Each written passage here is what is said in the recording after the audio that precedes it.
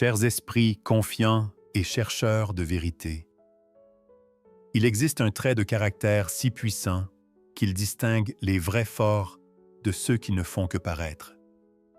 La vraie puissance ne crie pas. Elle n'a pas besoin de gestes grandioses ni de paroles démesurées pour s'imposer. Elle se manifeste dans ce calme profond, cette nonchalance qui devient un véritable bouclier. Regarde en toi. Combien de fois as-tu senti le besoin de prouver ta valeur aux autres? Ce besoin constant d'être validé est une prison invisible, et aujourd'hui, nous allons explorer ensemble comment s'en libérer. Avant d'aller plus loin, pense à t'abonner à cette chaîne et à activer la cloche de notification pour ne rien manquer des prochains contenus. Tu découvriras des clés puissantes pour transformer ta manière de penser et renforcer ton équilibre intérieur. Maintenant, pose-toi cette question. Si tu pouvais devenir cette présence tranquille, que rien ne perturbe, que changerait-il dans ta vie? Dans tes relations? Dans tes combats personnels? Reste bien jusqu'à la fin de cette vidéo, car ce que tu vas entendre pourrait transformer ta vision du pouvoir et surtout, la manière dont tu décides de l'incarner au quotidien. Lorsque tu refuses de réagir aux provocations, tu coupes le fil qui lie ton pouvoir aux mains des autres. Tu deviens celui qui définit le rythme, celui qui oblige les autres à se dévoiler, à se perdre dans leur propre tourbillon. Et ce calme n'est pas faiblesse, c'est un art. C'est une arme silencieuse qui désoriente l'adversaire et captive ceux qui t'observent. Comme un rocher au milieu de la tempête, tu deviens le repère. Tu n'as pas besoin de forcer, tu n'as pas besoin de courir. Tu imposes ta présence par la maîtrise de toi-même. Voilà le vrai langage de la confiance. Il existe une vérité subtile mais puissante. Les gens ne voient pas, le monde tel qu'il est. Il faut le voir sentir comme tel ou que je le perçoive. Et c'est pour cela que l'apparence de stabilité devient une arme redoutable. Machiavel l'avait compris. Il ne s'agit pas seulement d'être fort, il faut paraître inébranlable. Imagine un capitaine de navire au cœur d'une tempête. S'il panique, même s'il connaît chaque corde et chaque voile, son équipage perdra confiance. Mais s'il reste calme, même si ses propres doutes l'assaillent, les autres trouveront en lui un pilier. C'est ici que la psychologie rejoint la stratégie. William James, l'un des pères de la psychologie moderne, affirmait que la croyance crée sa propre réalité. Plus les autres perçoivent en toi une stabilité indestructible, plus ils agissent en conséquence, renforçant ton image d'autorité. C'est un cercle qui s'auto-entretient. Ton calme nourrit leur confiance nourrit ton calme. Ce masque n'est pas un mensonge, c'est une discipline. Il demande de puiser en soi une force intérieure et de projeter une image que le monde a besoin de voir. Car oui, la perception devient réalité. Quand tu choisis d'apparaître solide alors que tout s'écroule autour de toi, tu n'es pas seulement en train de protéger ton image, tu es en train de redessiner la réalité dans l'esprit de ceux qui t'observent.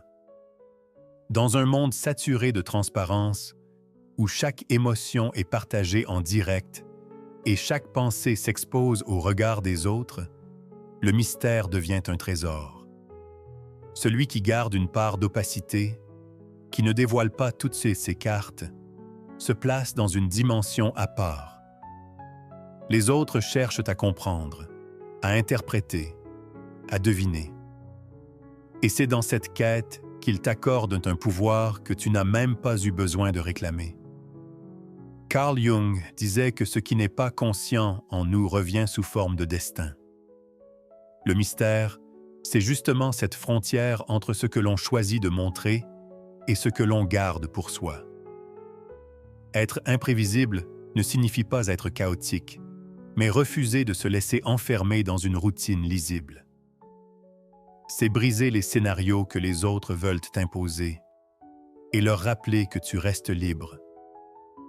Cette imprévisibilité déstabilise, car l'esprit humain recherche sans cesse des repères, des modèles pour prédire le futur. Lorsque tu ne donnes pas ces signaux attendus, tu crées un vide. Et ce vide, les autres le remplissent avec leurs propres peurs, leurs propres projections. Ainsi, tu deviens insaisissable. Plus on tente de t'attraper, plus on se perd dans ses propres illusions. Le mystère n'est pas une absence. Il est une présence amplifiée par l'inconnu. Et c'est dans cette zone d'ombre que naît une confiance magnétique. La patience est l'une des formes les plus subtiles de puissance. Dans un monde qui glorifie la rapidité, celui qui sait attendre possède un avantage que peu comprennent. La précipitation est le langage de la peur. Elle trahit un besoin de contrôle immédiat, une incapacité à supporter l'incertitude. Mais celui qui maîtrise l'art de la lenteur impose un rythme que les autres finissent par suivre. Sénèque, le philosophe stoïcien, affirmait que celui qui est maître de lui-même est maître du temps. La patience stratégique, c'est exactement cela.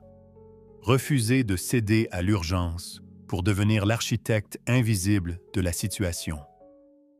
Chaque silence, chaque pause volontaire agit comme un miroir. L'autre, incapable de tolérer ce vide, se précipite, se dévoile, se trompe. Et toi, en restant immobile, tu observes, tu accumules des informations, tu laisses le temps travailler pour toi. Ce n'est pas de l'inaction, c'est une préparation silencieuse. Dans les négociations, c'est souvent celui qui parle le moins qui obtient le plus. Dans les relations, celui qui ne cherche pas à combler le vide par des gestes impulsifs gagne le respect. La patience stratégique n'est donc pas une attente vide, mais une domination invisible. Elle te permet de transformer chaque instant en un terrain où l'autre s'épuise, tandis que toi, tu t'élèves. Chaque force, mal utilisée, peut se transformer en faiblesse.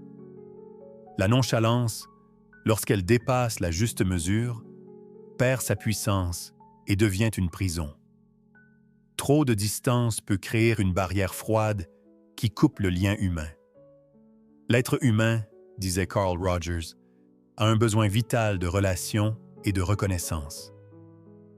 Si tu restes constamment inaccessible, les autres finiront par percevoir en toi de l'arrogance, ou pire, une absence d'humanité. Tu ne paraîtras plus fort, mais insensible. Il existe aussi un danger plus subtil, nourrir, sans le vouloir, des rancunes silencieuses. Ceux qui n'obtiennent jamais de reconnaissance peuvent se sentir méprisés, et leur frustration se transforme en hostilité. L'adversaire ouvert peut être géré, mais l'ennemi caché, nourri par l'ombre, est bien plus redoutable.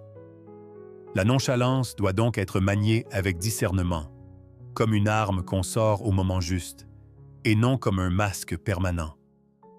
Enfin, le plus grand piège est de croire soi-même à ce masque. Si tu oublies que la nonchalance est un outil, elle finit par t'emprisonner. Tu deviens incapable de ressentir pleinement, incapable d'agir avec chaleur quand il le faut. La vraie puissance n'est pas dans l'absence d'émotion, mais dans la maîtrise de son expression. Le secret réside dans l'équilibre, savoir quand rester impassible et quand se révéler humain.